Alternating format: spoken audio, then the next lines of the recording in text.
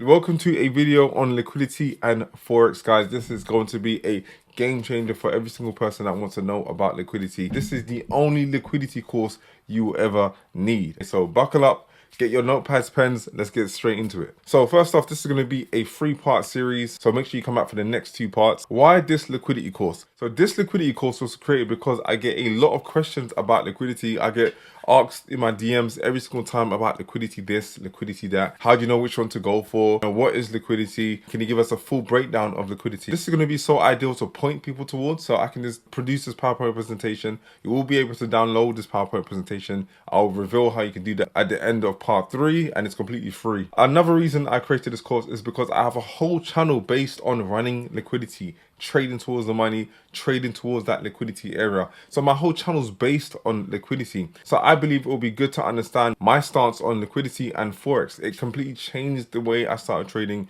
when I started using liquidity. And the third and final reason is because I believe that trading Forex, it could be indices, it can be commodities, whatever the financial asset is. I believe that once you understand the concept of liquidity, trading becomes a whole lot easier. So let's get into the objectives. So what to expect in part 1. What is liquidity? We're going to be discussing what is liquidity. I know that's a very common question. Next point we're going to be discussing is why is liquidity important, and then how to identify liquidity. So that's all we're going to do in part 1. I'm not going to keep you too long for part 1, but yeah, this is what we're going to do in part 1. What is liquidity? So liquidity is another word for money in the market. When I'm referring to the money, I'm referring to the buy stops and sell stops in the market. These buy stops and sell stops are also known as stop orders or stop losses. Buy stops, this is the liquidity above current market price. And sell stop is the liquidity below current market price. That's just to round it off into a nutshell. So buy stops are the liquidity on the top side above the current market price. So wherever you see the current market price in your charts,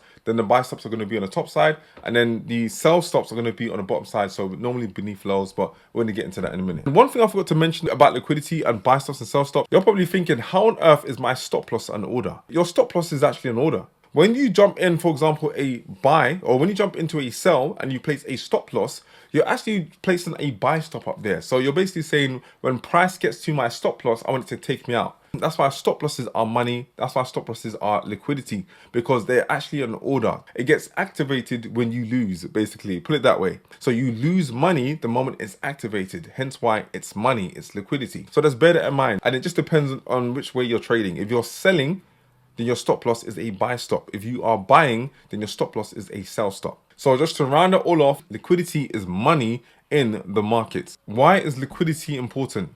So liquidity matters because liquidity acts as a draw on price. So just imagine you have a magnet on you. You're holding a magnet in your hands and you're holding it against price. I know you can't do this, but you're holding the magnet against price, and wherever price is at that point is being drawn towards your magnet. That's exactly what liquidity does. Price is drawn towards the money, hence why I trade towards the money. And my whole motto, my whole phrase is trade towards the money. And that's because price moves towards the liquidity, it moves towards the money. That's the whole reason behind my whole motto, or my whole phrase of trading towards the money. Liquidity areas are a good place for entries and exits. So you guys know that smart money enter at these areas. So whenever price is running out liquidity, that's most likely going to be an area where smart money enter the market. And so it's a good place to not only enter a market, but also exit the market, because when liquidity is being taken, that's normally when there's a pairing up of orders, and then price will be taken to the opposite way or to the opposing liquidity, where smart money would then go and offload those positions or offload those orders. So that's why it's a good place for entries and exits. And then a third reason why I believe liquidity is important is because it can aid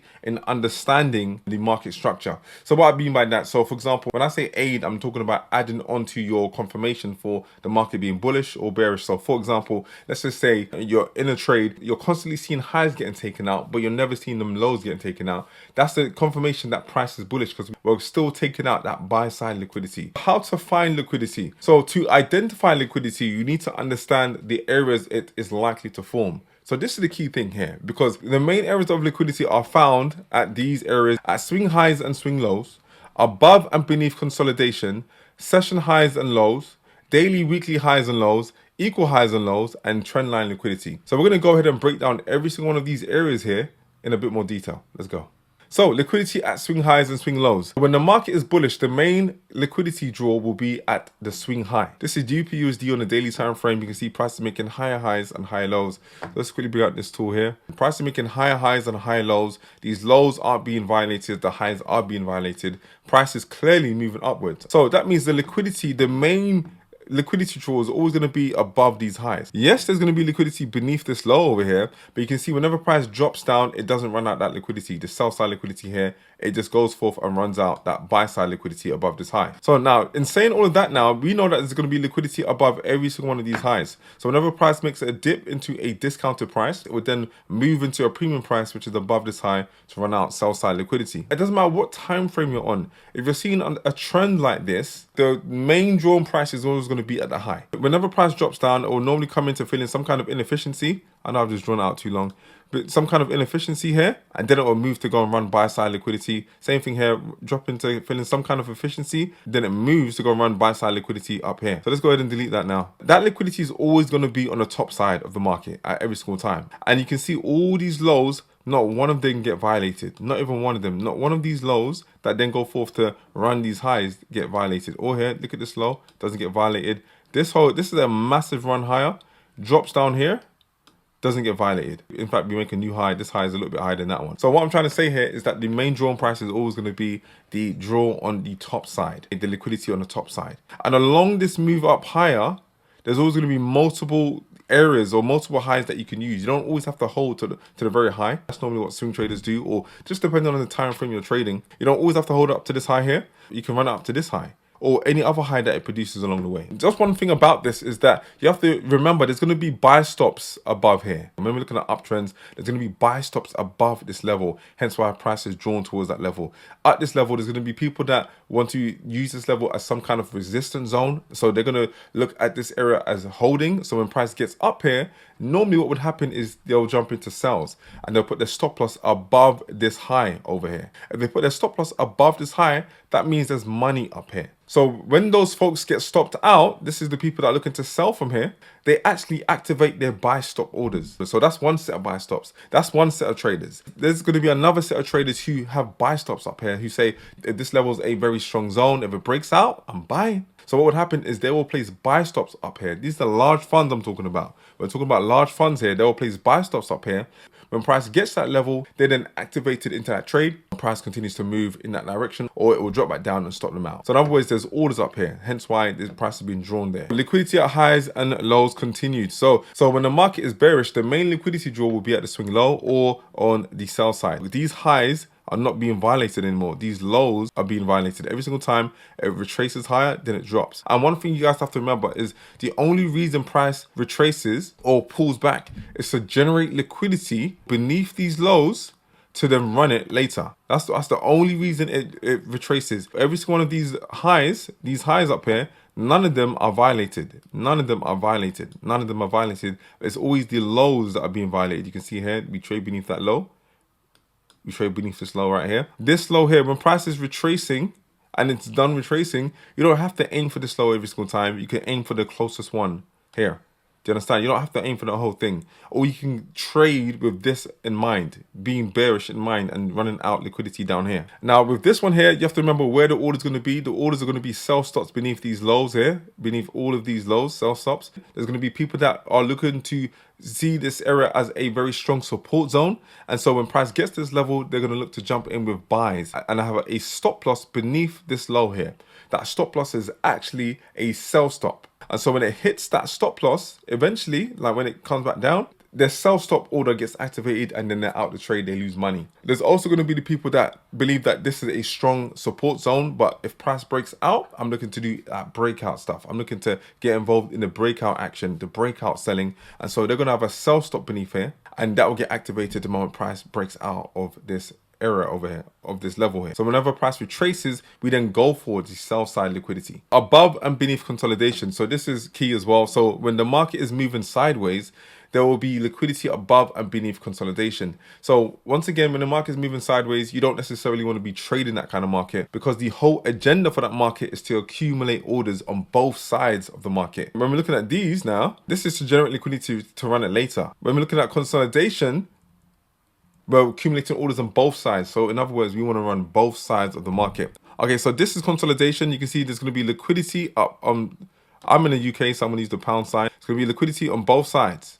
Both sides. So when price is going sideways, the agenda of this is to accumulate orders on both sides. And then there's normally a running of liquidity on both sides. And it's the same thing here. Accumulate orders on both sides. Now, when it comes to consolidation, there's going to be buy stops and sell stops above. There's going to be breakout buys with buy stops up here. There's also going to be people here who believe this is going to be a strong zone. So they'll be selling here with a stop loss in here. And we know from watching this PowerPoint presentation that their stop loss is a buy stop. And then beneath this level here, there's going to be people, once again, who are seeing this as some kind of strong support zone. They're going to be looking to take price higher. The moment price taps the bottom of this range, they're going to have their stop loss in this level here.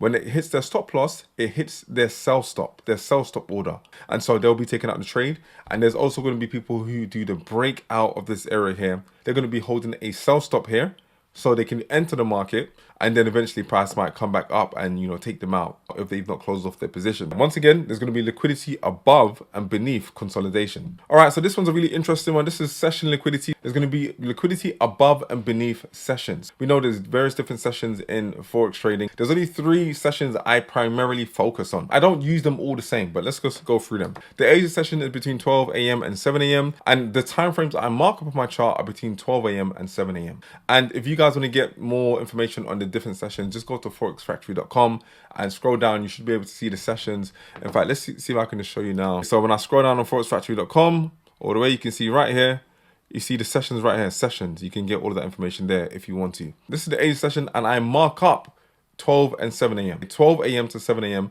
UK time. I'm in the UK. That's UK time. The London session is between 7 a.m. and 5 p.m., but I mark up between 7 a.m. and 12 p.m. And I know people are going to say, oh, but isn't it the 8 o'clock? I like to start my London session from 7 a.m. Get them early birds in, them early movers. So 7 a.m. to 12 p.m. is what I mark up in the charts. But when I say I mark up, I don't actually mark it up, but this is when I expect NY to start kicking in. So then everything then onwards becomes NY taking over. And then the New York session is between 12 p.m. and 10 p.m. But the time frames I'm looking at are between 12 p.m. and 5 p.m. This is how I mark it up. This is how things suit me and my trading.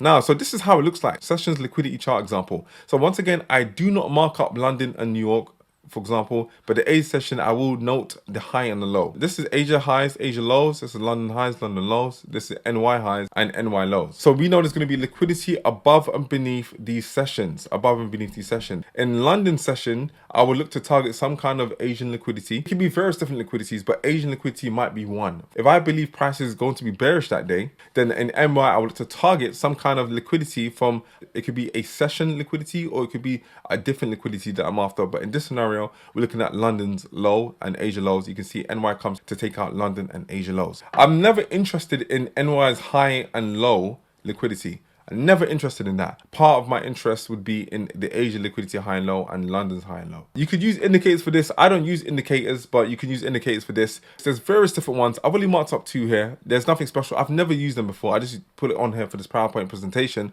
But as you guys can see, this looks like a whole bunch of mumbo jumbo. What is going on here? There's so many different colors.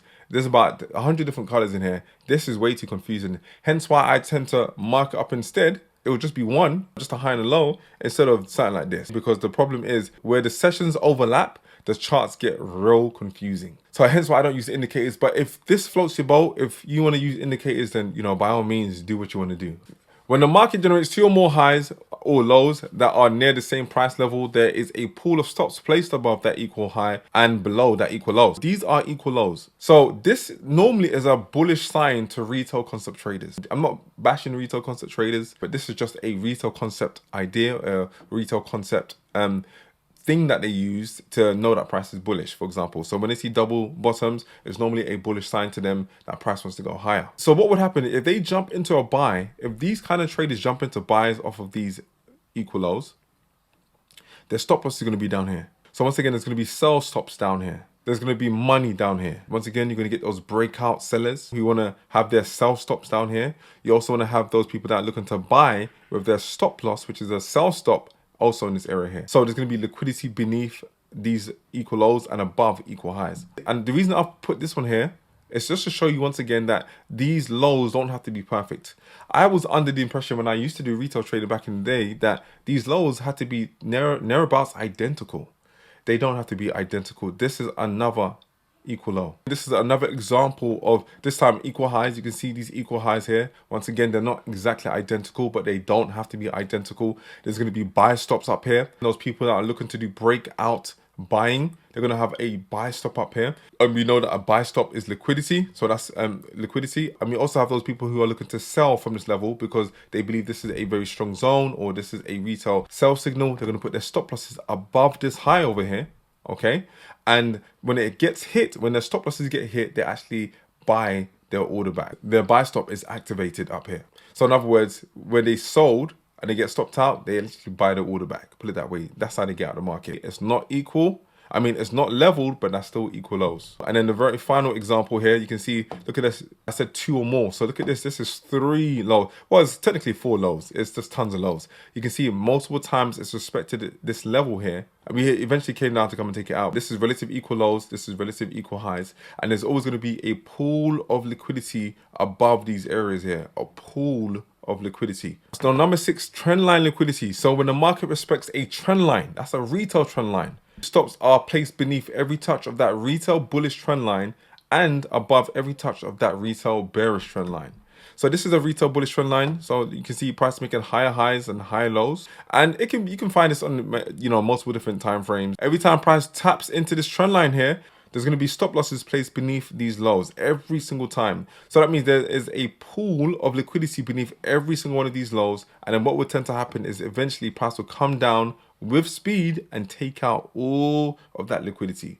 Run that money. This is a retail bearish trend line. So you can see price is respecting this trend line here, this retail trend line. Every single time price taps into this trend line, there's going to be stop losses placed beneath every single one of these highs. So that means there is a pool of liquidity above the trend line. So here it was all sell stops. Here it's all buy stops. That is part 1 done. I wanted to really lay the foundation so we can go forth into our part 2 session, which I'm going to be releasing very, very soon. So here in part 2, what to expect in part 2, I'm going to be explaining the 2 types of liquidity runs. I'm also going to be talking about how liquidity fits into my trading strategy when I'm bullish. I'm also going to provide you with an example of running liquidity when bullish. We're also going to be discussing how liquidity fits into my trading strategy when I'm bearish, and then providing you with an example of running liquidity when I'm bearish. See you in part 2. Peace.